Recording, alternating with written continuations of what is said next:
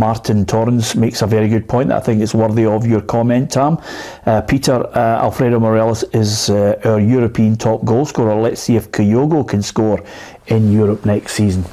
Yeah, it's a valid point. I mean, I get where you're coming from. You know, he's not a great season, Morelos, for me. He's not a great season, and I don't understand he's giving it the shush to the Rangers fans. But they're giving them abuse or stick. I wasn't at the game, but I don't think they would be. I think he's been a great servant, but yeah, he's got to do it in a bigger. He's done it at a bigger stage for Rangers, but that's in the past. You know, this season he's been poor, and he's going to be on his way in the summer. But I think overall he's been a great signing. But you know, Martin does make a good point there. He has, in the past, you know, in the last couple of seasons, been very good in Europe. But this season, he's let the club and the manager down, in my opinion. Yeah, and it goes back to the point that I always consistently make on this programme. It's almost as if when you're talking, it doesn't matter whether it's a radio show or whether it's TV, or indeed the members of the written press, Alison, looking at it, the league falls into two halves. You know, you can wax lyrical about Kyogo scoring or Alfredo Morelos scoring against the likes of St Mirren and Kilmarnock, but I always think the really critical point, and this is where we become more critical, is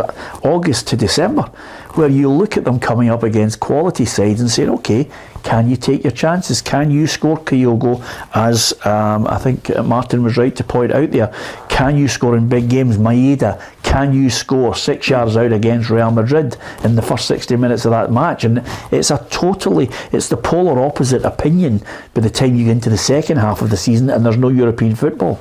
Yeah, absolutely. And Celtic's inability to finish chances really cost them in their European campaign this season. I think there were games where they gave a decent account of themselves that first half at home against Real Madrid, but just a failure to be able to be clinical in front of goal. I think that would be the lesson that they would need to take next season. If you're going into that kind of environment, then you need the same sharpness that you show in a domestic sense, because the mistakes are punished in a way that they're not domestically. They don't get away with any sloppiness at all defensively or in the middle of the park, whereas at times I think, as you've seen in the league, they can afford to make a mistake and still go on and win the game. That just doesn't happen in a European sense. Yeah, and let's not forget, Ruffy, I mean, it's not just Celtic. I mean, Liverpool were 2-0 up against Real Madrid, dismantled, and last week I watched Chelsea, you know, huff and puff, and then Real Madrid just waited, picked a moment and then thought, okay, we're 1-0 up, we'll wait, we'll get another chance, bang,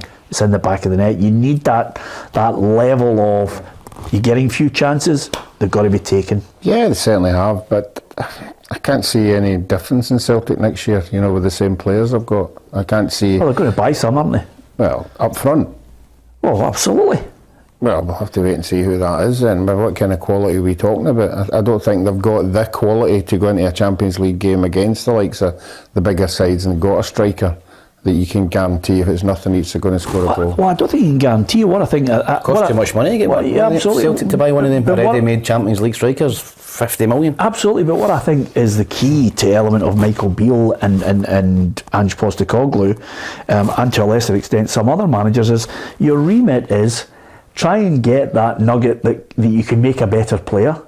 Because you realise the level you're operating at. And I think that's where Ange Postecoglou is looking at Celtic and saying, okay, we're not going to be able to get that £50 million player, but we might get somebody who's going through that period where he's on the way up. You get an Edouard, you get a Moussa Dembele, and you get them in, and for that 1 to 2 year period you make them a better player and they take chances and get you the odd scalp. That's what he's hoping for. I think O's probably that, they're thinking that he could be that player. You know, they bring in a young player from abroad. You think he's looked good in flashes. Kyogo, listen, he can't drop Kyogo at the minute, he's undroppable, keeps banging goals in. Yeah. But I think going forward, you know, could be that guy if he gets opportunities and gets minutes. But what a job Michael Beale's got, because he's got Sakala there, Roof, who's injured all the time, but he's got Sakala, who will be there next season. The rest of them are gone. Kent, Morelos is gone. He's got to look for, I mean, Cholak will be there, so he's got to look for... Scott Wright will be. I think, honestly, I think the only one that'll be there is Sakala. You think Cholak will go? For me, Cholak's not a Champions League striker. He's a good player. He's scored 20 goals in the Scottish Premiership, 25 goals. Do I think he's better than that? No. So I think if you're Rangers and you want to there's a gap between Rangers and Celtic, and I think if Rangers want to bridge that, they need a better player than Čolak. Yeah, but they need well, that's my point, and my point is they need players who are better than Čolak, but also players that take no time to settle in and can get them from a qualifier into the group stages of the Champions League. That's incredibly difficult to do, even if you spend money, even if you go and throw money at it, which Rangers I don't think have, or any Scottish team doesn't really have a massive budget to go and say we're going to go and buy someone who's proven and bring them in, because I think any signing is a gamble when you're coming from one league to another, and I think in particular when you're playing very weighted games at the start of the season, when you're playing qualifiers at the very opening end of a campaign before the team's properly bedded in, before players are properly bedded in, and you're saying, you know, so much rides on these games, and I think they can set the tone for a full season. They can definitely leave a hangover if you don't get in through the qualifiers. I think it can take a bit of time just to recover. I think they're incredibly high pressure games at a time before your team is properly gelled and settled. Yeah, Ronnie Porter, who's a Rangers fan, says, Peter, let's be honest, Morelos does flatter to deceive. Yes, he scored 2 good goals, but apart from that, he's done nothing in the past few games except jog all over the pitch. Listen, I think it'll be interesting to see the type of player that they sign.